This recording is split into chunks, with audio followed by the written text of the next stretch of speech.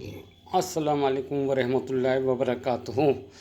अल्लाह ताला ने कुरान हमारी हिदायत के लिए नाज़िल करा है ताकि हम इसको पढ़ें और इसमें गौर व फ़िक्र करें।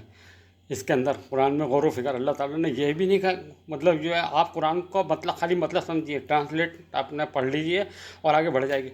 अगर आप ट्रांसलेट पढ़ते हैं, उसका ट्रांसलेशन पढ़ते हैं, तो आपको दिमाग में नहीं बैठेगा वो आयत। आप ट्रांसलेशन पढ़ के आगे निकल जाएंगे, फिर दूसरे का ट्रांसलेशन पढ़ेंगे, फिर तीसरे का पढ़ेंगे, ऐसे करके आप आगे चलते चले जाएंगे।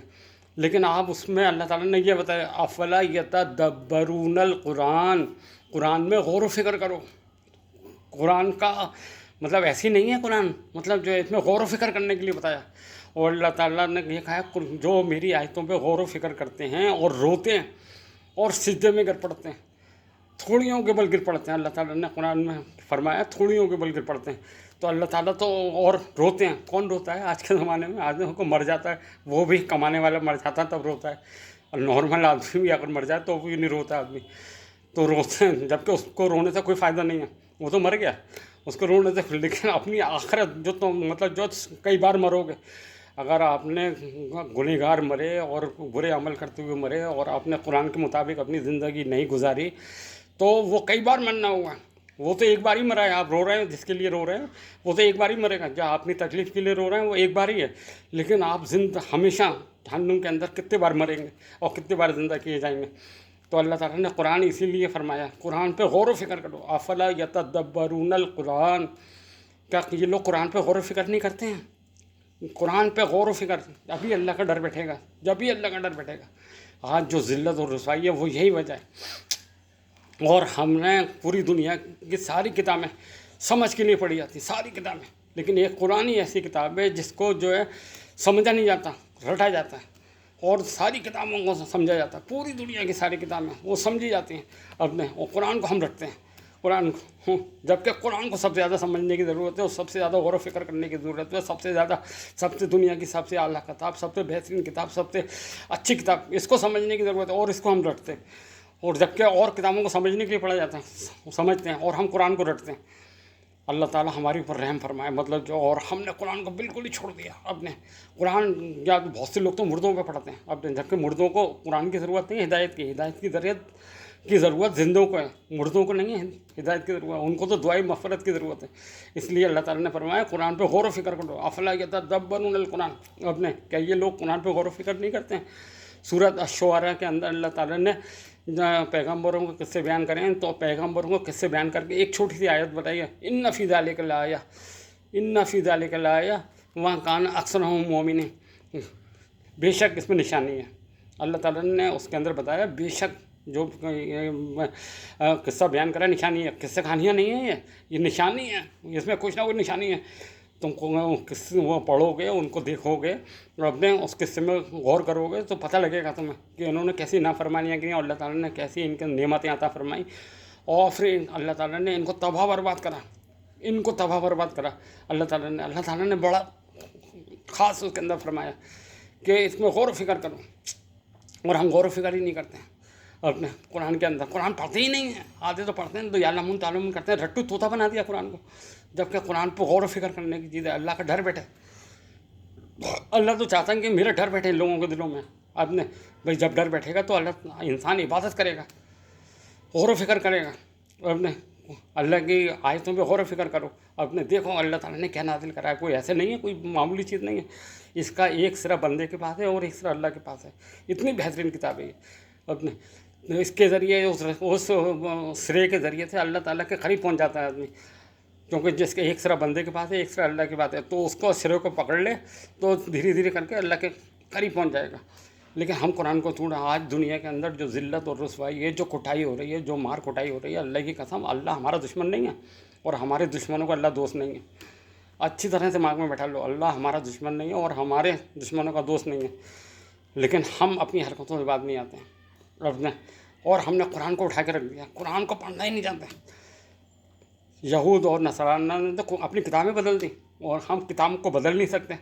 अल्लाह ताला ने इसकी ज़िम्मेदारी ली है। सूरह हिजर आयत नंबर 9, इन्ना नहनु नज़्ज़लना ज़िक्रा इन्ना लहू लहाफ़िज़ून, ये कुरान हम ही ने उतारा, ये ज़िक्र हमने उतारा है और इसकी हिफाजत की ज़िम्मेदारी हमारी है। اس لیے تو اللہ تعالیٰ نے اس کی ذمہ داری لی، ہم بدل نہیں سکتے، ہم پڑھتے نہیں ہیں۔ مطلب بات یہ ہے انہوں نے تو بدل دیا اور ہم قرآن کو پڑھتے نہیں ہیں، تو عمل کہاں سے کریں گے؟ جب پڑھیں گے جبھی تو عمل کریں گے۔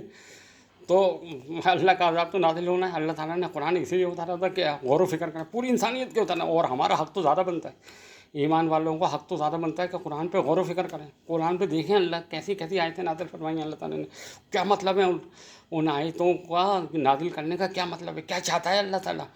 لیکن ہم نے قرآن کو اٹھا کے رکھ دیا، جس دان میں اپنے رمضان میں کبھی نکالتے ہیں وہ بھی عالم تعلوم جلدی، کسی نے 5 سپارے کرے، کسی نے 6 سپارے کرے، اور یہ کر آگے جلدی سے بڑا خوش ہوتے ہیں، اور تو نے کتنے کرے؟ 4، آج میں نے کرے 6، میں نے 10 کرے۔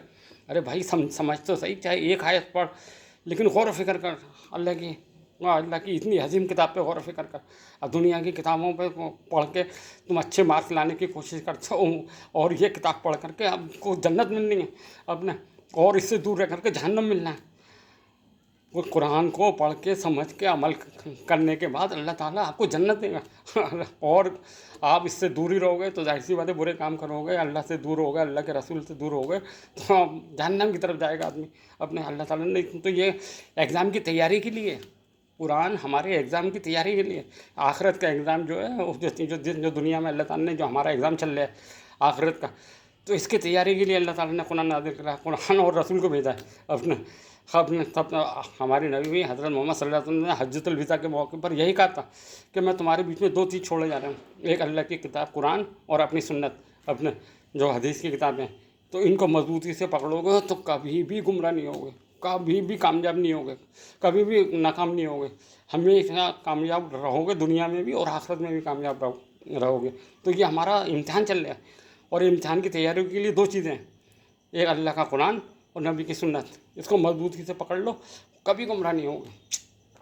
اور ہم اسی سے دور ہیں، قرآن سے بھی دور ہیں اور نبی کی سنت سے بھی دور ہیں۔ ہم دنیا میں اللہ نے آزمائش کے لیے اسی لیے بھیجا ہے کہ ہم مطلب جو ہے کہ دنیا سے بچ کر کے کہ ہمیں مطلب اللہ کا قرب کیسے حاصل کرنا ہے، دنیا میں بھی رہنا ہے، دنیا میں بھی اپنے بیوی بچوں کو بھی پالنا ہے، سب کام کرنا ہے، اس کے بعد بھی ہمیں آخرت کی تیاری کرنی ہے اپنے، تب مطلب جو ہے تب کامیابی ہے۔ اللہ تعالیٰ نے فرشتوں سے یہی تو کہا تھا، یہ جو میں جانتا ہوں وہ تم نہیں جانتے۔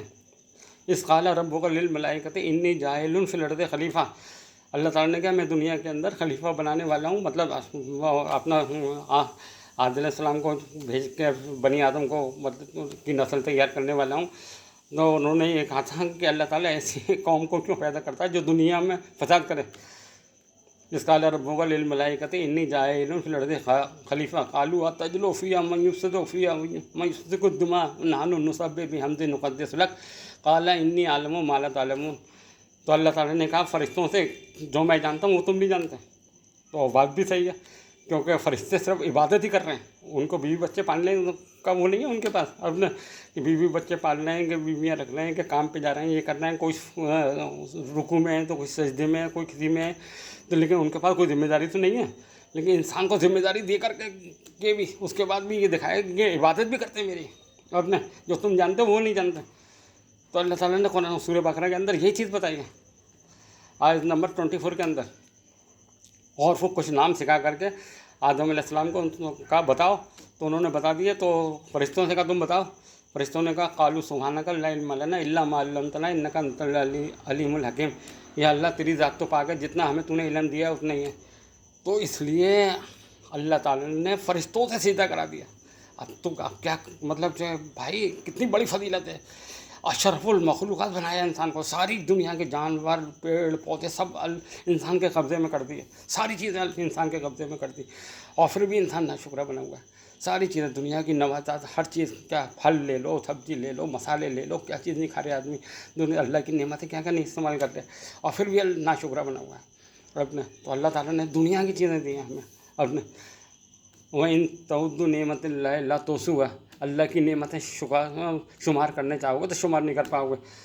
سورہ نحل آیت نمبر 17 کے اندر اللہ تعالیٰ نے فرمایا، اور سورہ ابراہیم آیت نمبر 34 کے اندر بھی اللہ تعالیٰ نے یہی بتایا، وَإِن تَعُدُّوا نِعْمَتَ اللَّهِ لَا تُحْصُوهَا، میری نعمتیں اتنی ہیں شمار کرنا چاہو گے شمار نہیں کر پاؤ گے۔ تو غور و فکر کرو، یہی تو اللہ تعالیٰ قرآن میں بتا رہے ہیں کہ میری کتنی چیزیں ہیں، مطلب جو ہے